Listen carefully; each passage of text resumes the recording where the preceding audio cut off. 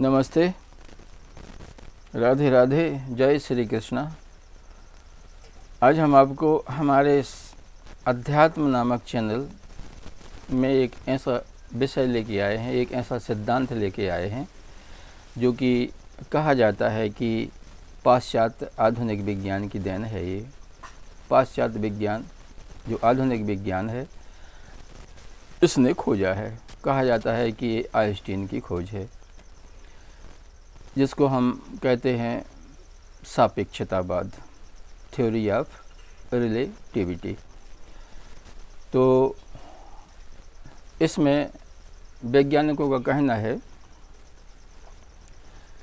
कि देश और काल परस्पर सापेक्षित हैं और एक दूसरे को प्रभावित करते हैं। ये अन्योन्याश्रित हैं, तत्वतः एक ही हैं।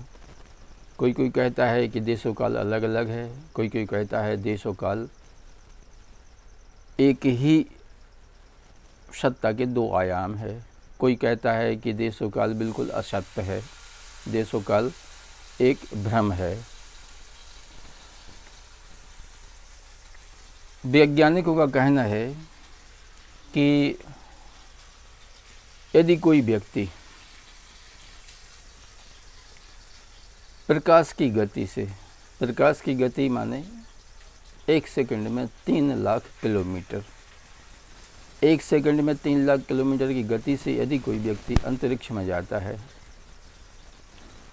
और यदि वह 1 हफ्ते में लौट कर आता है तो उसकी उम्र में केवल 1 हफ्ते की बढ़ोतरी होती है, जबकि यहाँ पर धरती पर रहने वाले लोगों की बहुत अधिक आयु बढ़ जाती है और वे उसकी तुलना में वृद्ध हो जाते हैं। मान लो एक पिता पुत्र है, ये जो है ना पिता है, इसकी आयु 50 वर्ष है और पुत्र है, पुत्र की आयु 25 वर्ष है। और यदि ये पुत्र प्रकाश की गति से अंतरिक्ष गमन करता है और अंतरिक्ष में 7 दिन रहता है और फिर लौट के आ जाता है, तो इसकी आयु 25 वर्ष और 7 दिन की होगी, जबकि पिता की आयु लगभग 75 या 80 वर्ष की यहाँ पे हो जाएगी। तो इसमें कहने का मतलब ये है कि इसका अनुपात अभी जो है ना 50-25 होता है और फिर अनुपात जिसका जो है ना लगभग 125 हो जाता है। तो उनके कहने का मतलब ये है कि वैज्ञानिक कहते हैं, आइंस्टीन, खासकर आइंस्टीन को श्रेय दिया जाता है इसका, पर ऐसा नहीं है। हम अपने वेदों का, पुराणों का यदि अध्ययन करें तो हम पाते हैं कि यह सिद्धांत जो है ना पहले से ही है। लाखों वर्ष पहले भी इस सिद्धांत का पता था लोगों को और इसके बारे में लोग जानते थे।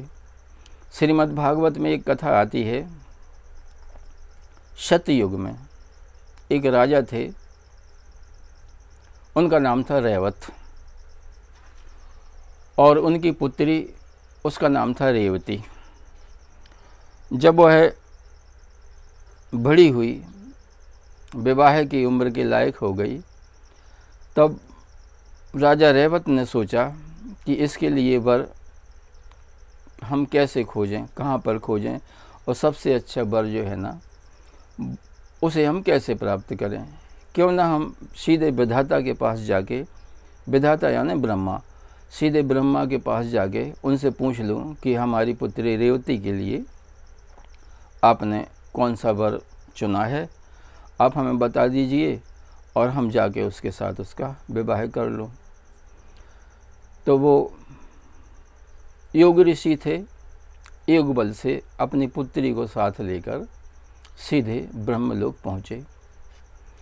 जब वो ब्रह्मलोक पहुँचे तो वहाँ पर वेद पाठ चल रहा था, तो इनको कुछ देर वहाँ पे इंतज़ार करना पड़ा। जब वेद पाठ पूरा हो गया तो ये ब्रह्मा जी के पास पहुँचे, उनको प्रणाम किया। ब्रह्मा जी ने पूछा, हे राजन, आपका आगमन कैसे हुआ? तो उन्होंने बताया कि यह मेरी पुत्री है, यह विवाह के योग्य हो गई है। मैं आपसे यह जानने के लिए आया हूँ कि आपने हमारी पुत्री के लिए कौन सा वर चुना है, किसकी रचना की है, वह वर हमें बता दीजिए ताकि हम जाके उसके साथ विवाह कर सकें। तो ब्रह्मा जी ने बताया, हे राजन, आप देश काल के विज्ञान को नहीं जानते हैं। यहाँ पर आपको आए केवल 2 घड़ी हुए हैं, जबकि आपकी पृथ्वी पर लगभग 10 लाख वर्ष बीत गए हैं। आप जब आए थे उस समय सतयुग था और धरती पे समय द्वापर युग निकल गया है और कल युग लगने वाला है, यानी कि पूरा द्वापर निकल गया और पूरा त्रेता युग निकल गया। लगभग 10 लाख वर्ष से अधिक निकल गए। वहाँ पे अब ना तो आपका राज रहा, ना आपकी संतति रही, ना आपके परिजन, ना आपके रिश्तेदार, कोई नहीं अब बचा है। सब काल कलवित हो गए हैं। अब तुम यहाँ से सीधे जाओ। द्वापर युग में भगवान कृष्ण और बलराम का जन्म हुआ है। तो भगवान कृष्ण के जो बड़े भाई हैं बलराम, वो आपकी पुत्री के योग्य हैं। आप जाके उनसे शादी कर दीजिए अपनी पुत्री की। और जब भी वहाँ से लौटे पृथ्वी पर, तो इन्होंने पाया कि वास्तव में 10 लाख से ऊपर वर्ष व्यतीत हो गए हैं और यहाँ पर पृथ्वी पर हमारा ना राज्य है, ना हमारे परिजन है, ना हमारी संतति है, ना हमारा कोई रिश्तेदार है, कोई नहीं बचा है। अब वे अपनी पुत्री को लेकर सीधे द्वारका गए और द्वारका में जाके बलराम से निवेदन किया और उन्होंने फिर अपनी पुत्री का विवाह बलराम से कर दिया। ये कथा आप सभी लोग जानते हैं। अब सवाल ये पैदा होता है कि यह जो सिद्धांत है, यह हमारे पुराणों में हजारों वर्षों से प्राप्त है। 10 लाख वर्ष पहले की यह कथा है। 10 लाख वर्ष पुराना ये इतिहास है। 10 लाख वर्ष पहले लोगों को यह जानकारी थी कि देश और काल परस्पर सापेक्ष होते हैं और एक दूसरे को प्रभावित करते हैं। अब आइए, कोई कहता है देश और काल सत्य है, कोई कहता है देश और काल असत्य है। असल में क्या है, देश और काल एक अभौतिक तत्व है। एक वशिष्ठ कहता है देश और काल जो है ना मिथ्या है। बहुत से वैज्ञानिक भी कहते हैं देश और काल मिथ्या है। पर मिथ्या कैसे है? उसकी अनुभूति होती है, स्पेस एंड टाइम दोनों की हमें अनुभूति होती है, समय की अनुभूति होती है और ये एक दूसरे से के अन्योन्याश्रित हैं। एक के बिना दूसरा सिद्ध भी नहीं होता। मान लीजिए, यदि आप अपने किसी मित्र से कहें कि कल आप हमें किसी फलानी जगह पर मिलना, तो आपको समय भी बताना पड़ता है कि इतने बजे मिलना। यदि आप केवल स्थान बताएंगे तो उसकी समझ में पूरी बात नहीं आएगी।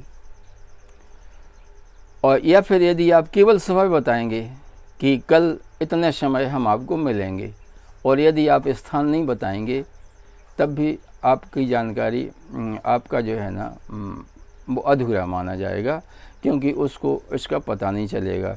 तो देशों काल अन्योन्याश्रित होते हैं।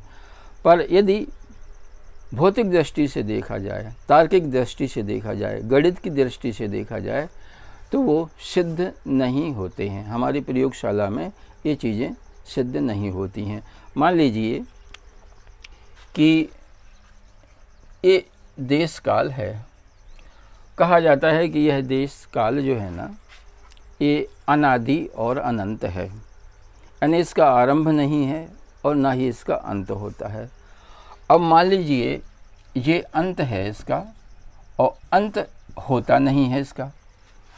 और ये जो है ना आरंभ का बिंदु है, ये भी नहीं होता है।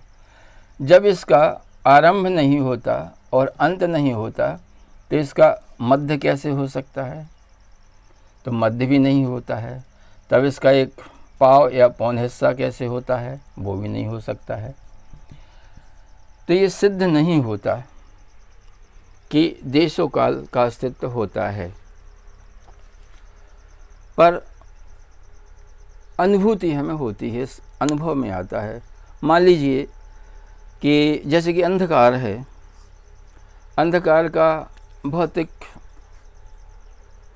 जगत में कोई प्रमाण तो है, क्योंकि अनुभव में आता है, लेकिन इसको हम प्रयोगशाला में सिद्ध नहीं कर सकते। छाया को हम प्रयोगशाला में सिद्ध नहीं कर सकते।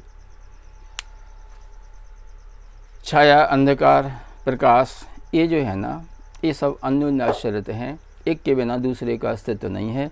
यद्यपि ये दोनों एक दूसरे के बिल्कुल विपरीत हैं।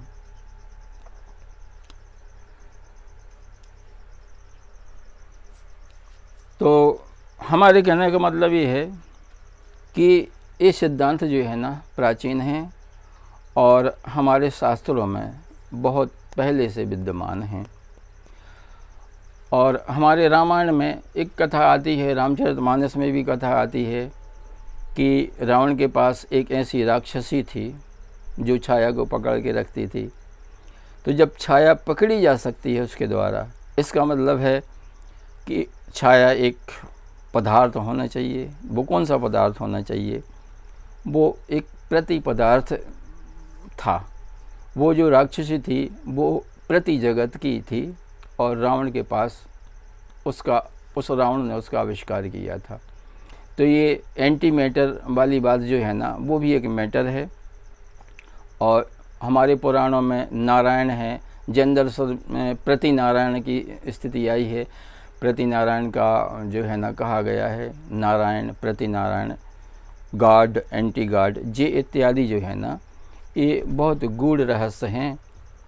इनके विषय में फिर कभी, आज सिर्फ इतना ही कि हमने जो आपको ये बताया है कि ये जो आजकल आधुनिक विज्ञान जो है ना, जो कहता है कि समय, देश काल जो है ना, वो जो सापेक्षित होता है, ये थ्योरी जो है ना, ये आज की है।